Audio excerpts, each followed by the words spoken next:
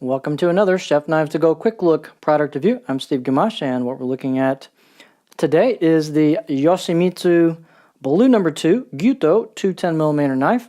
This core steel on this line is Aogami or Blue Paper number 2 reactive high carbon steel from Hitachi. The heat treat's about 61-62 Rockwell on that core steel. That's what they shoot for.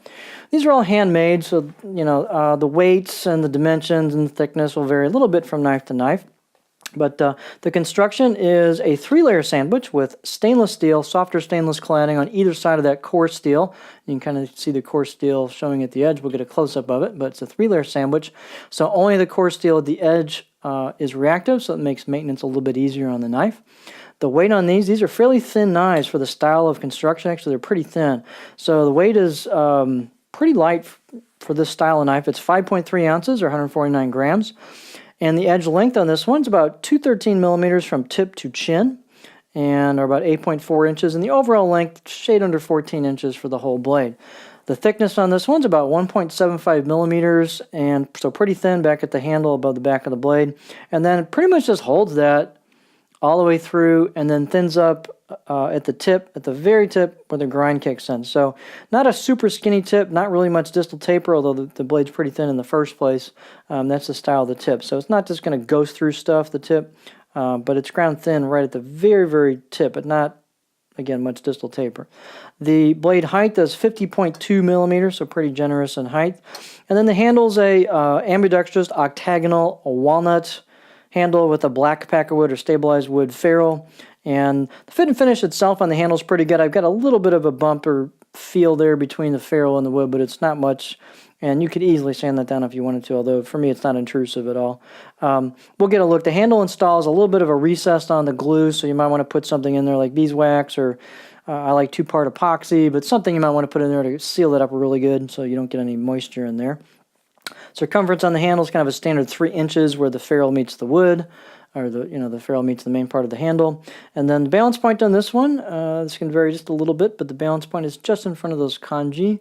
And so for me, that's really close to my pinch grip. Maybe just a touch behind it is my pinch grip from the balance point, but pretty close. So fairly light, nimble feel to it because of that balance point. And there you go. The blade itself is actually fairly stiff considering the type of thickness we're dealing with. It's a fairly thin blade, but it feels fairly stiff. Not as stiff as, of course, something much thicker, but surprisingly stiff. I'll put it that way. Let's look at the close-up. So here's your blade.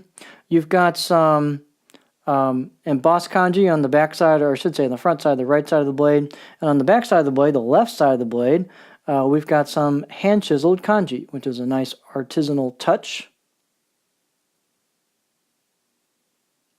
So it's not a deep kanji, but it's definitely hand chiseled. You can put your finger over it and run it through. It's a nice, again, a nice authentic touch.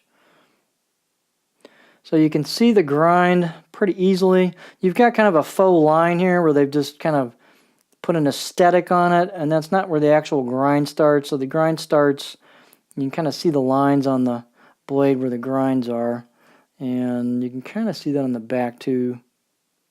Take a look at it. It's a little hard to pick that up with the lighting in here, but there you can kind of see the grind. There's your core steel at the edge. Fit and finish is good.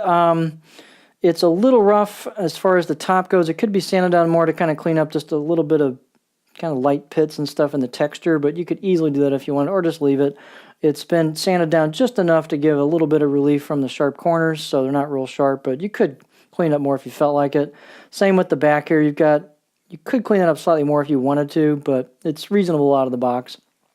These do have lacquer over the blade, at least a couple that I've looked at seem to have lacquer on them, so the out-of-the-box edges are okay, but I would go ahead and sharpen this right out of the box, and if you don't sharpen, have Chef Knives to Go sharpen it for you. They charge for that, but they can put a really nice edge on this, get past that lacquer, and also give you a good reference point for what sharp really is. It's nice to have that reference point. These are ground quite thin at the very, very edge. So real thin right at the very edge of the edge where it counts. Let's take a look at it on our cutting board.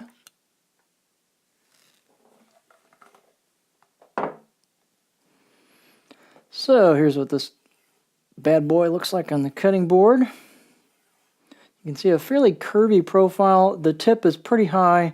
It's kind of near the center line of the knife, maybe a little higher than that. So that means you've got some belly towards the tip, which means I've got pretty good clearance for rocking.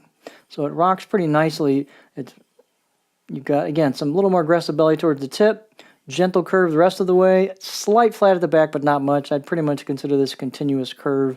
And you even got some back belly towards the very heel. So again, very curvy blade.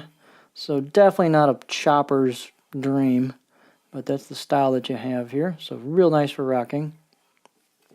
So just overall, you get a lot of features here. You've got a good Aogami blue number 2 core. You've got a stainless steel cladding on either side for lower maintenance. You've got hand chiseled kanji for an authentic touch. So here you have a kind of a thin, lightweight blade.